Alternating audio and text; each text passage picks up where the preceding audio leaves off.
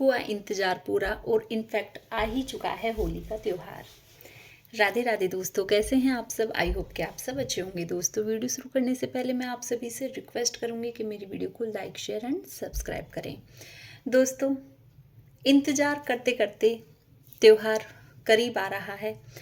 7 तारीख दिन मंगलवार पड़ रहा है और 2023 में ये त्यौहार हमारा होली का इस बार मनाया जाएगा।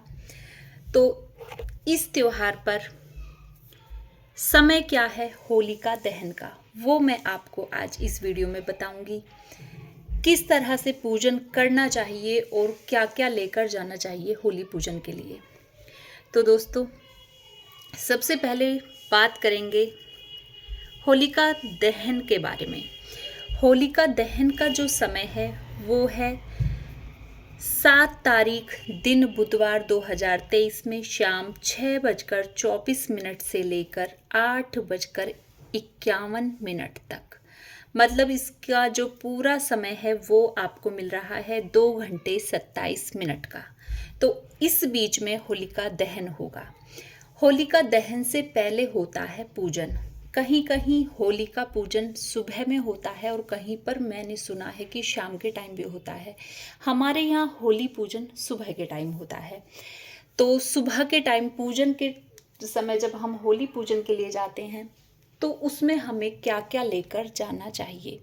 तो दोस्तों, सबसे पहले मैंने शायद पिछली बार, मुझे याद नहीं आ रहा, लेकिन मैंने किसी वीडियो में बताया है कि हम कई दिन पहले से लग जाते हैं होली की तैयारी में। होली की तैयारी कई तरह की होती है। होली की तैयारी होती है, एक तो घर की साफ सफाई से शुरू होती है। दूसरा, होली पूजन की जो तैयारी होती है वो होती है हमारे गाय के गोबर से जो हम बनाते हैं बुरकला और ढाल और कुछ पूजन की सामग्रियाँ। तो इसमें जो मेन होता है वो होता है बुरकला। हमारे यहाँ बुरकला बोलते हैं, जगह जगह क्या क्या बोलते होंगे ये मुझे नहीं मालूम पड़ रहा है, लेकिन हमारे यहाँ बुरकला ही बोलते हैं। तो मैं आपको इसी तरह से समझाऊंगी। इस बार मैं सोचती हूँ कि मैं होली पूजते टाइम और थाली तैयार करते टाइम भी एक वीडियो बनाऊँ, तो वो मैं टाइम के ऊपर रहेगा। तो मैं बता देती हूँ कि होली पूजन के लिए आप क्या क्या सामग्री लेकर जाएं। तो इसके लिए हमें सबसे पहले एक थाल की ज़रूरत होगी, थाली जिसे हम बोलते हैं। सबसे पहले आप एक थाली ले लीजिएगा, उसमें फिर आप एक दीपक रख लीजिएगा। सबसे पहले घी का एक दीपक उसमें रखा जाता है। दीपक, मिट्टी का दीपक आप थाली में रख लीजिएगा, उसमें बाती बनाइएगा और उसमें घी रख लीजिएगा।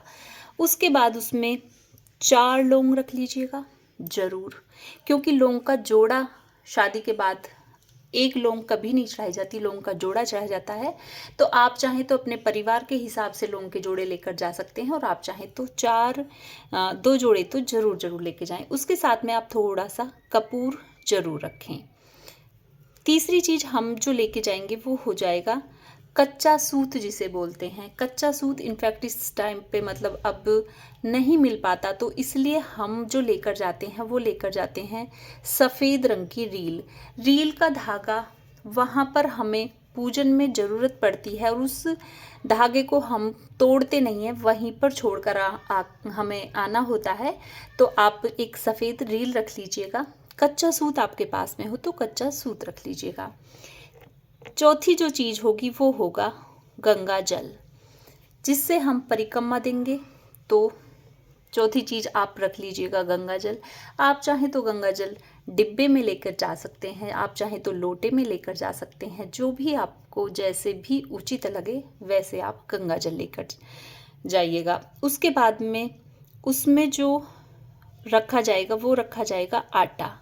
हमारे यहाँ आटा ज़रूर जाता है, क्योंकि वहाँ पर जो चौक पूरते हैं हम, वहाँ पर हम आटे से पूरते हैं। तो आटा ज़रूर रखिएगा। उसके बाद उसमें थोड़ी सी हल्दी ज़रूर रखिएगा, क्योंकि चौक पूरते टाइम हमें उसमें हल्दी का भी तिलक करना होता है, तो हल्दी रख लीजिएगा। उसके बाद में आप उसमें गुड़ रख लीजिएगा। आप चाहें तो बतासे भी रख सकते हैं, लेकिन गुड़ भी ज़रूर रखिएगा, क्योंकि गुड़ और आटा वहाँ पर बैठे रहते हैं जो लोग जोगी जिन्हें बोलते हैं उनको देना होता है, तो वो आटा और गुड़ हम उनको दे देते हैं। देखिए, सभी जगह अपनी अपनी परंपरा के अनुसार पूजन होता है। हमारे यहाँ कैसे पूजन होता है मैं ये बता रही हूँ। तो दोस्तों, आप चाहें तो कलावा भी लेकर जा सकते हैं, लेकिन ये जो सामग्री मैंने बताई हैं, जैसे दीपक, लौंग कपूर, जल, और इसमें सबसे मोस्ट जो चीज़ होगी वो होगी हमारी बुरकले की बेल।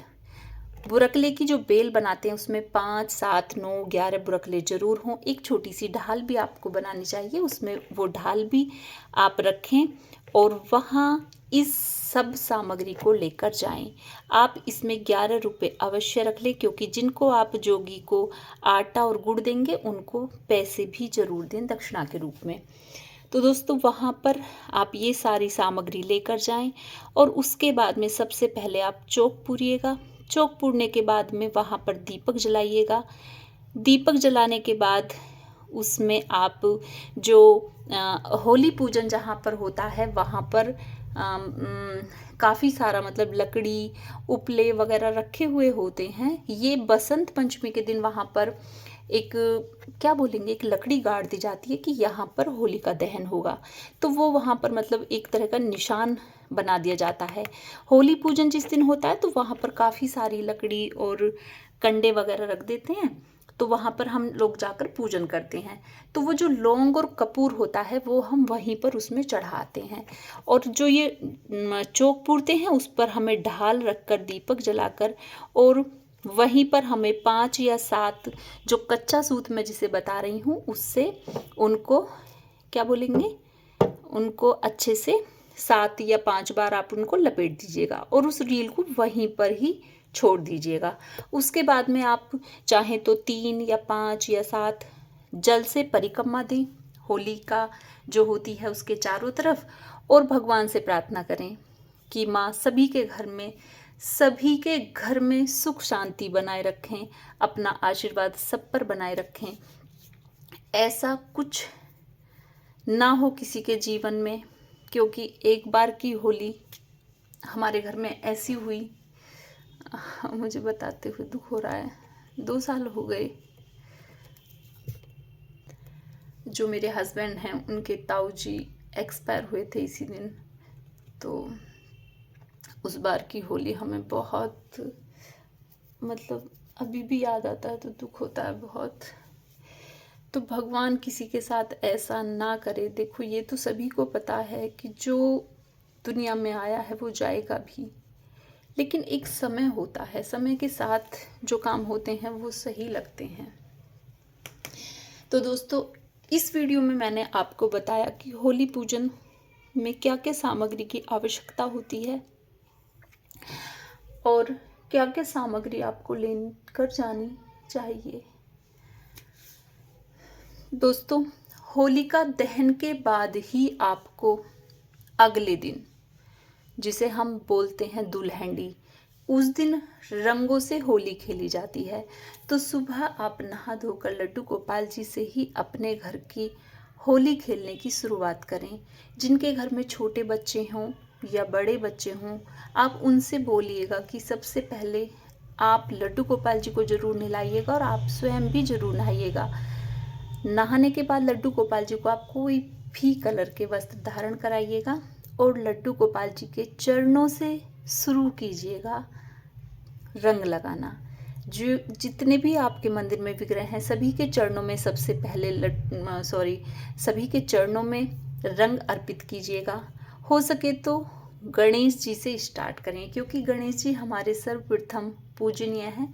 तो गणेश जी के चरणों में रंग लगाइएगा, फिर उनके चेहरे पर रंग लगाइएगा। भगवान को सीधा आप चेहरे पर रंग ना लगाएं, सबसे पहले उनके चरणों में रंग लगाएं, क्योंकि जो हमारे बड़े होते हैं, जो हमारे पूजनीय होते हैं, हम उनके चरणों में रंग लगाते हैं। आपने देखा होगा, मैं जो करती हूँ मैं वो बता रही हूँ।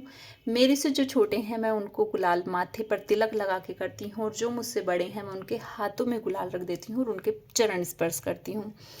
तो भगवान भी हमारे पूजनीय हैं, तो उनके चरणों से आप रंग की शुरुआत करें। दोस्तों, जानकारी अगर अच्छी लगी हो तो मुझे कमेंट्स में ज़रूर बताएं। भगवान से आशा करूँगी कि आपकी होली बहुत ही खुशहाल वाली हो। दोस्तों, मिलते हैं ऐसी ही किसी वीडियो के साथ। तब तक के लिए राधे राधे, जय श्री कृष्णा, बाय बाय दोस्तों, बाय बाय।